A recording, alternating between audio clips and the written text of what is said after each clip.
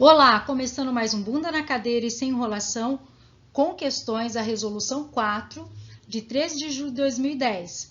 Agora nós vamos ver os artigos 7º ao 10. Bora comigo! Título 3. O Sistema Nacional de Educação. Regime de colaboração entre União, Estados, Distrito Federal e municípios. Artigo 7º.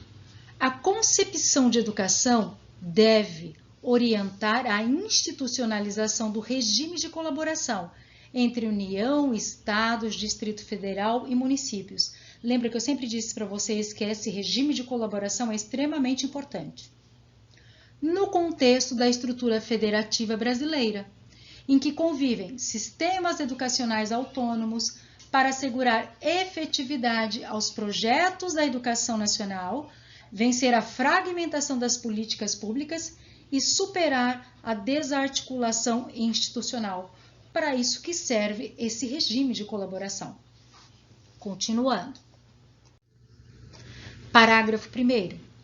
Essa institucionalização é possibilitada para um sistema nacional de educação, no qual cada ente federativo, com suas peculiares competências, é chamado a colaborar para transformar a educação básica em um sistema orgânico, sequencial e articulado. Gente, olha isso, ó, essa institucionalização, como que ela é possibilitada?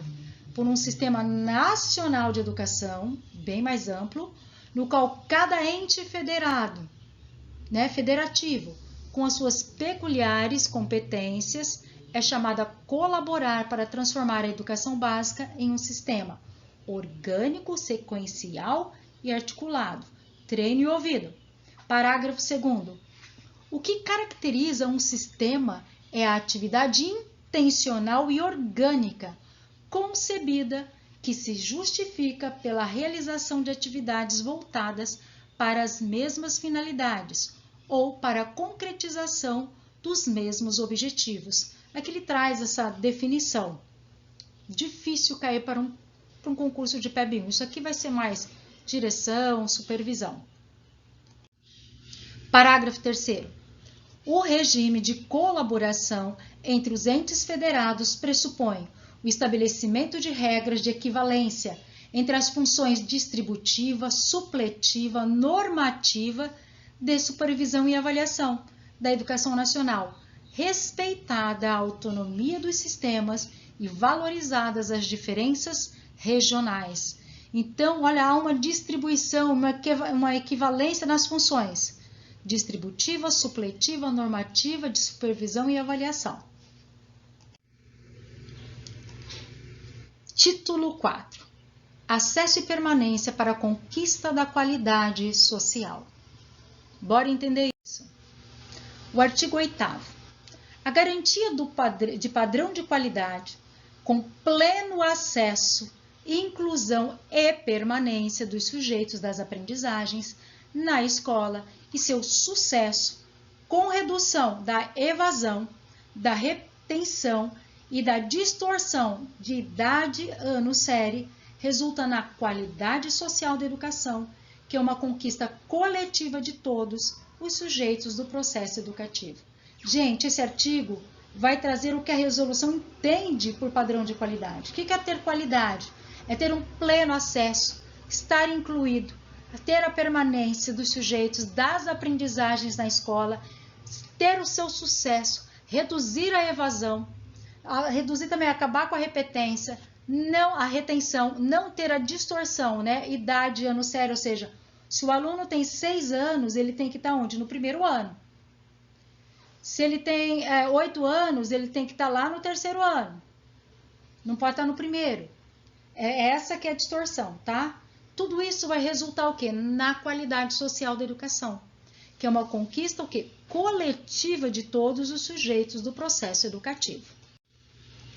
Continuando, artigo 9º.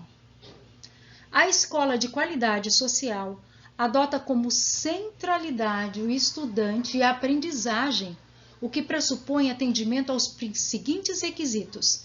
Então, Uma escola de qualidade social, ela vai pensar primeiro como o eixo central, o estudante e a aprendizagem.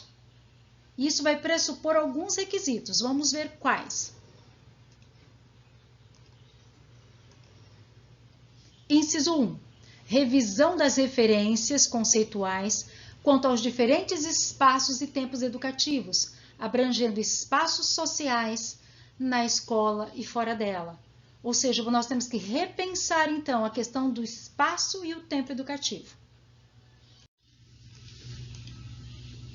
Inciso 2. Consideração sobre a inclusão, a valorização das diferenças e o atendimento à pluralidade e à diversidade cultural, resgatando e respeitando as várias manifestações de cada comunidade. Então, precisa ser considerada essa questão da inclusão, a valorização das diferenças e o atendimento à pluralidade e à diversidade cultural, resgatando e respeitando as várias manifestações de cada comunidade. Olha o inciso 3. O foco aonde? No projeto político-pedagógico, no gosto pela aprendizagem e na avaliação das aprendizagens como instrumento de contínua progressão dos estudantes. Ou seja, gente, olha, a avaliação, ela é o que? Um instrumento de contínua progressão dos estudantes. Aqui a gente reconhece Lucchesi, a gente reconhece Hoffman, né? Reconhecemos até nessa Mantuan também, em relação à avaliação. Continuando. Inciso 4. Inter-relação entre organização do currículo, do trabalho pedagógico e da jornada de trabalho do professor, tendo como objetivo a aprendizagem do estudante. Olha o foco, né? Essa aprendizagem, ela precisa acontecer. Olha o inciso 5. Preparação dos profissionais da educação, gestores, professores, especialistas, técnicos, monitores e outros. Inciso 6. Compatibilidade entre a proposta curricular e a infraestrutura entendida como espaço formativo, dotado de efetiva disponibilidade de tempos para sua utilização e acessibilidade. Gente, então tem que ter uma compatibilidade. Eu tenho uma proposta curricular e tenho que ter lá a estrutura que funciona. Eu não posso ter algo na minha proposta curricular que eu não consigo viabilizar na vida real, né? Por quê? Entendida também como espaço formativo. A infraestrutura, ela forma também, ela educa, né? Dotado, tem que ter o que? Efetiva disponibilidade de tempo para sua utilização e acessibilidade. Inciso 7. Integração dos profissionais da educação, dos estudantes, das famílias, dos agentes da comunidade interessados na educação. Inciso 8. Valorização dos profissionais da educação, com programa de formação continuada, critérios de acesso, permanência, remuneração compatível com a jornada de trabalho definida no projeto político-pedagógico. Inciso 9. Realização de parceria com órgãos tais como os da assistência social e desenvolvimento humano, cidadania, ciência e tecnologia, esporte, turismo, cultura e arte, saúde, meio ambiente. Artigo 10. A exigência legal de definição de padrões mínimos de qualidade da educação traduz a necessidade de reconhecer que sua avaliação associa-se à ação planejada coletivamente pelos sujeitos da escola. Gente, isso aqui é muito importante. Olha só, a exigência legal da definição de padrões mínimos de qualidade da educação. Qual é a tradução desses padrões mínimos de qualidade? A necessidade de reconhecer que a sua avaliação está associada à ação planejada coletivamente pelos sujeitos da escola. Gestão democrática, né, aqui. Parágrafo 1º. O planejamento das ações coletivas exercidas pela escola supõem que os sujeitos tenham clareza quanto. Ou seja, quando eu for planejar coletivamente, né, as ações, o que é o mínimo que eu tenho que ter? Inciso 1. Aos princípios e às finalidades da educação, além do reconhecimento e da análise dos dados indicados pelo Índice de Desenvolvimento da Educação Básica, o IDEB, e ou outros indicadores que o complementem ou substituam. Nós temos aqui no estado de São Paulo o SARESP, que tem a mesma métrica, tá? Porém, agora com a Constituição Federal, o artigo 212A, com o Fundeb permanente, as nossas avaliações, até para vir o dinheiro, vai vir por conta da prova das avaliações do SAEB, lembram disso?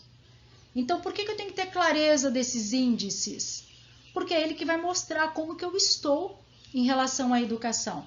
Porque ele reúne, né, em um só indicador a questão do conceito da qualidade, né, da educação, a questão do fluxo escolar e as médias de desempenho nas avaliações.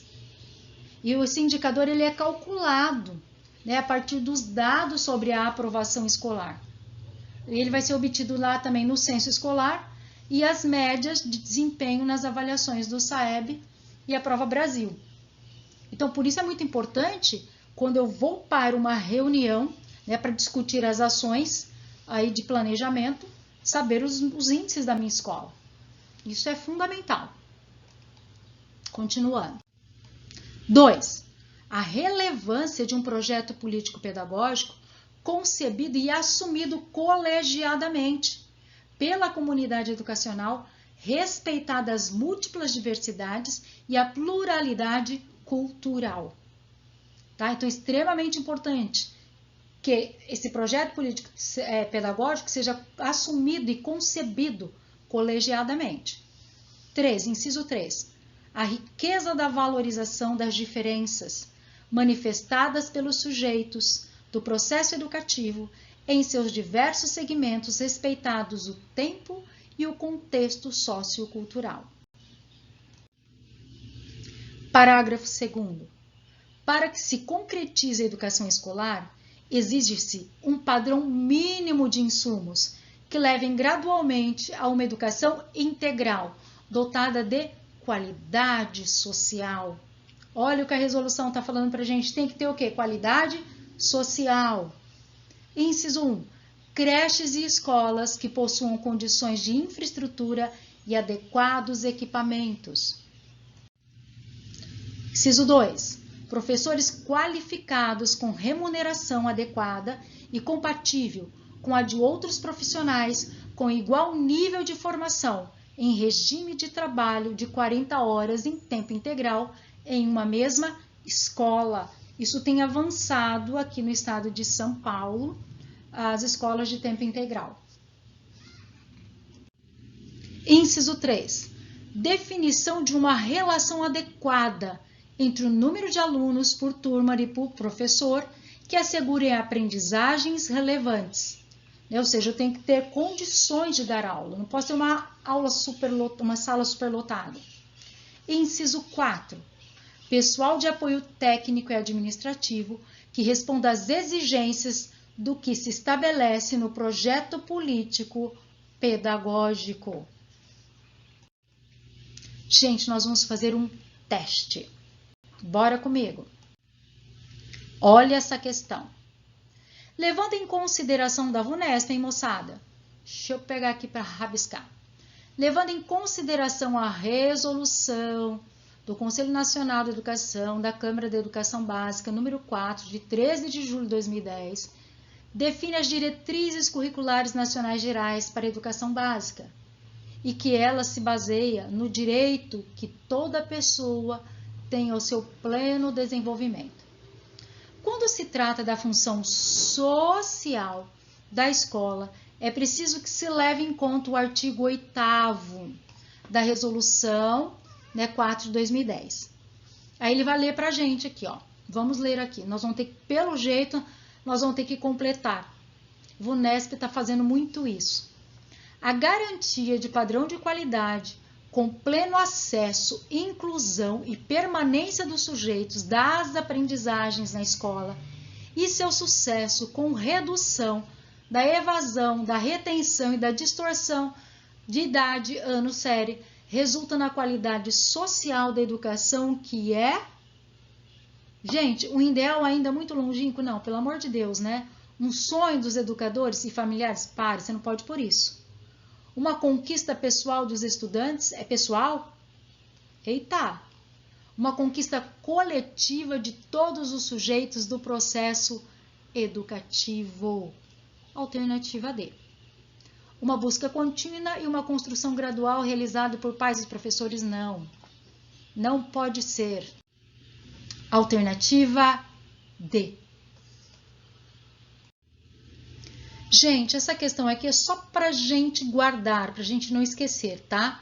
Nas diretrizes curriculares nacionais para a educação infantil, o currículo é apresentado como? Estou falando das diretrizes curriculares nacionais para a educação infantil. Mas se eu souber, eu respondo também qualquer pergunta em relação a isso. A. Uma seleção de conteúdo organizados de maneira linear? Não. O currículo não pode ser linear. B. Um conjunto de conteúdos que devem ser estudados de maneira compartimentalizada? Não. Eu não posso fragmentar, compartimentalizar. É um artefato social que pouco contribui com o desenvolvimento da capacidade... Não, né, gente? Pelo amor de Deus. Pode riscar C também. A D. Uma listagem de conteúdos que visam o desenvolvimento prioritário da dimensão cognitiva das crianças? Eu tenho prioridade pela dimensão cognitiva? Não. Olha aí. Conjunto de práticas que buscam articular as experiências e os saberes das crianças com os conhecimentos que fazem parte do patrimônio cultural, artístico, ambiental, científico e tecnológico. E tem no canal aí a resolução 5 de 2009 que mostra isso pra gente. Alternativa E. Muito bem, gente. Alternativa E é facinho, né? E acabando mais um Bunda na Cadeira, sem enrolação. Galera, inscreva-se no canal, dá um like aí. E nós estamos postando e já já vamos continuar a resolução 4. Bora estudar. Beijo!